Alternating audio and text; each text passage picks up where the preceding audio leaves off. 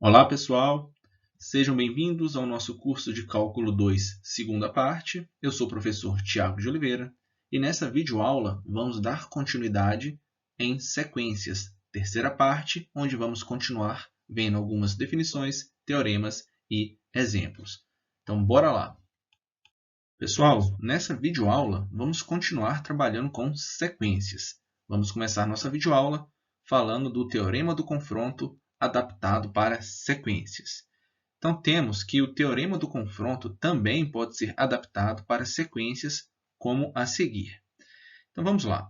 Se a n, que é essa sequência aqui de preto, é menor ou igual à sequência bn, que é essa de vermelho, que é menor ou igual à sequência cn, que é essa de azul, para n maior ou igual a um n0 qualquer aqui em n, e o limite da n é igual ao limite da Cn quando n tende ao mais infinito, né? E é igual a L, ou seja, o limite da n é igual ao limite da Cn quando n tende ao mais infinito. E é igual a esse cara Lzão. Então, o limite dessa Bn, que está entre essas duas, quando n tende ao mais infinito, também vai ser Lzão. Ok? Vamos ver agora outro fato útil sobre limites de sequências, que é dado pelo seguinte teorema. Se o limite do módulo da n, quando n tende ao mais infinito, é igual a zero, então o limite da n, quando n tende ao mais infinito, também é igual a zero. Então, bora ver um exemplo. Exemplo 8, nós estamos dando continuidade na numeração dos exemplos da videoaula anterior. Então, vamos lá. Calcule o limite de menos 1 elevado a n sobre n quando n tende ao mais infinito, se existir. Primeira dica, pessoal. Quando vocês forem calcular o limite das sequências e aparecer o menos 1 elevado a n mais 1 e por aí vai, o primeiro passo é calcular o limite do módulo dessa sequência. Pois, se o limite do módulo dessa sequência for igual a zero, basta usar o teorema anterior e vamos concluir que o limite de an é igual a zero. Então, beleza, né? Isso daqui vai ficar o limite de menos 1 elevado a n, né? Esse cara vai ficar oscilando, menos 1 mais 1 em módulo, isso daqui vai ficar 1 sobre n, quando n tende ao mais infinito. E isso daqui nós sabemos que vai ser igual a zero. Então, portanto, pelo teorema anterior, né? Pelo teorema 6, o limite da sequência dada, que é menos 1 elevado a n sobre n, quando n tende ao mais infinito, é igual a zero. Nós, inclusive, temos o gráfico, né, dessa sequência. Observe que, à medida que o n vai tendendo ao mais infinito, a nossa sequência ela vai oscilando, mas ela vai tendendo a zero. Beleza? Então, dando continuidade. O seguinte teorema diz que se aplicarmos uma função contínua aos termos de uma sequência convergente, o resultado também será convergente. Ou seja, se o limite da n quando a n tende ao infinito é igual a L, nós estamos falando, né, que a nossa sequência n é convergente. E se a função f for contínua em L, então o limite de f de an quando n tende ao mais infinito é igual a f de L. Vamos ver o exemplo 9 para ilustrarmos esse teorema. Encontre o limite da seno de π sobre n quando n tende ao mais infinito. Pessoal, nós sabemos que o limite de π sobre n quando n tende ao mais infinito vai dar a zero, vai tender a zero, né? Então, observe, né? Se o limite desse cara tende a zero e se a função f for contínua em zero, né? A nossa função seno é contínua em zero? Sim, né? Seno de zero é zero. Então, nós podemos falar que o limite da nossa seno de π sobre n quando n tende ao mais infinito é igual ao seno do limite desse carinha. Vai ficar seno de zero igual a zero. Então, vamos escrever isso daqui, né? Como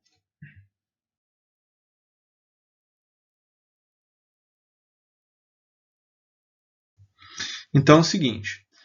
Como a função seno é contínua em zero, o teorema 7 nos permite escrever limite da seno de π sobre n quando n tende ao mais infinito igual a seno de quem? Do limite de π sobre n quando n tende ao mais infinito, né?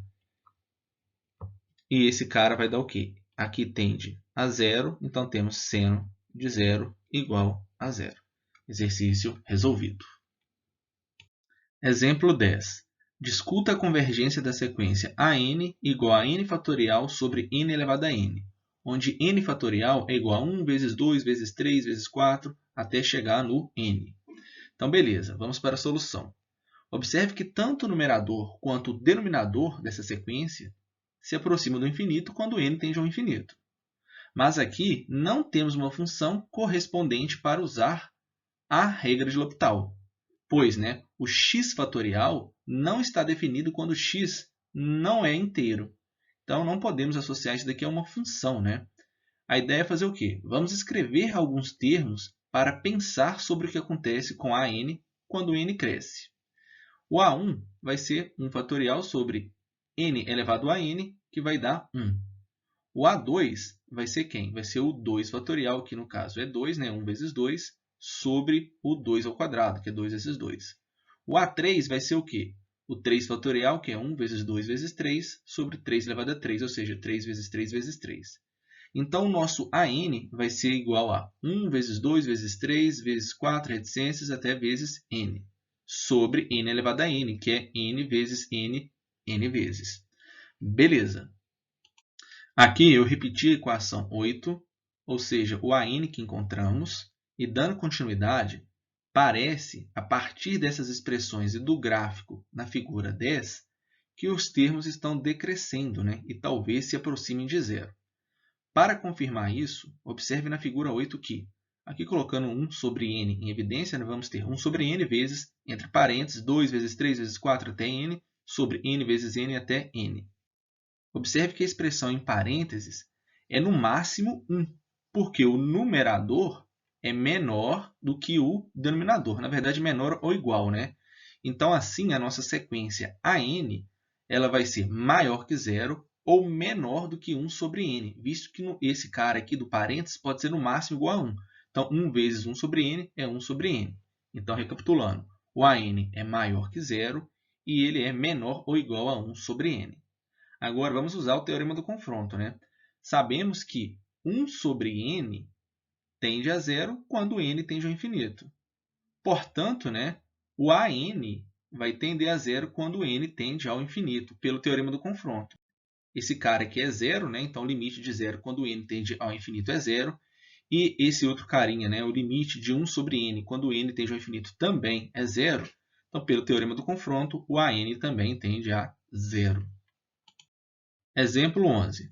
Para que valores de R, a sequência R elevado a n é convergente. Nós sabemos que o limite da A elevado a x quando x tende ao mais infinito é mais infinito para A maior que 1. E o limite de A elevado a x quando x tende ao mais infinito é igual a zero para A entre 0 e 1. Ok. Agora, logo, colocando A igual a R e usando o teorema 3, onde temos lá, se o limite da f de x quando x tende ao mais infinito é igual a L, então o limite da n quando n tende ao mais infinito é igual a L. Isso, onde o f de n é igual ao a n. Beleza. Então, o limite da r elevado a n quando n tende ao mais infinito vai ser mais infinito se o r for maior que 1. E vai ser zero se o r estiver entre 0 e 1. E temos mais ainda, o limite de 1 elevado a n, aqui nós temos uma sequência, quando n tende ao mais infinito, vai ser igual a 1. E o limite de 0 elevado a n, quando n tende ao mais infinito, é zero. Aqui nós temos o gráfico dessa sequência. Temos esses pontinhos aqui de rosa, que é a nossa sequência R elevado a n, quando o R está entre 0 e 1. Nesse caso, o limite desse carinha que tende a zero, vai convergir para zero. Quando R for 1, vamos ter pontos com coordenadas n e 1. E quando o nosso R é maior que 1, vamos ter a nossa sequência aqui de azul. Esse cara tende ao infinito. Agora temos o seguinte. Se o R é maior que menos 1 e menor que 0, então o módulo do R vai ser maior que 0, obviamente, e menor que 1. Então, o limite do módulo de R elevado a n, quando n tende ao mais infinito, usando as propriedades de limites, nós vamos ter que isso aqui é igual ao limite do módulo de R elevado a n quando n tende ao mais infinito. E isso, por sua vez, vai ser igual a zero, pois o módulo de R está entre 0 e 1. Ok. e, portanto, o limite de r elevado a n quando n tende ao mais infinito é igual a zero pelo Teorema 6. Lembrando, né? O limite do módulo de AN quando n tende ao mais infinito é igual a zero, então o limite da n quando n tende ao mais infinito também vai ser igual a zero. Tranquilo? Continuando. Agora, se o r for menor ou igual a menos 1, então a sequência r elevado a n diverge, como no exemplo 7. Então, volta lá para relembrar o exemplo 7, tá? Vamos olhar agora para a figura 11, que mostra os gráficos para os vários valores de r. Esse primeiro nós discutimos no slide anterior, agora vamos ver esse segundo. Uma observação aqui, tá? O caso r igual a menos 1 é mostrado na figura 7 da videoaula anterior. Nós vamos ver que temos uma oscilação lá, tá? Então, olhando para essa segunda parte, nós temos o quê? De vermelho, quando r está entre menos 1 e 0. Quando está entre menos 1 e 0, a nossa sequência vai convergir, né? Vai convergir para 0. Vai ficar oscilando aqui e isso vai tender a 0. E aqui de azul nós temos o gráfico, né, de quando r é menor que menos 1. E observe que esses caras estão divergindo, estão oscilando. A parte de cima vai para o mais infinito, a parte de baixo para o menos infinito. Esse é um caso interessante, tá bom? Vamos dar continuidade aqui. Então, para finalizar, nós temos o seguinte. Os resultados do exemplo 11 estão resumidos a seguir para o uso futuro. Então, nós vamos voltar nessa parte aqui algumas vezes, tá? A sequência r elevado a n é convergente se o r for maior que menos 1 e menor ou igual a 1. E divergente para todos os outros valores de r, ou seja, para valores menores iguais a menos 1 e maiores que 1. Então, aqui nós temos, né, o limite de r elevado a n quando n tende ao mais infinito é igual a 0, se o r estiver entre menos 1 e 1, e vai ser igual a 1 se r for igual a 1. Pessoal, essas informações são importantes, tá bom? Pessoal, na próxima videoaula, vamos continuar falando de sequências. Vai ser a nossa última parte da videoaula de sequências. Lembrando que os slides foram elaborados com base nas notas de aula do livro Cálculo Volume 2 do Sturt. Um grande abraço e até a próxima!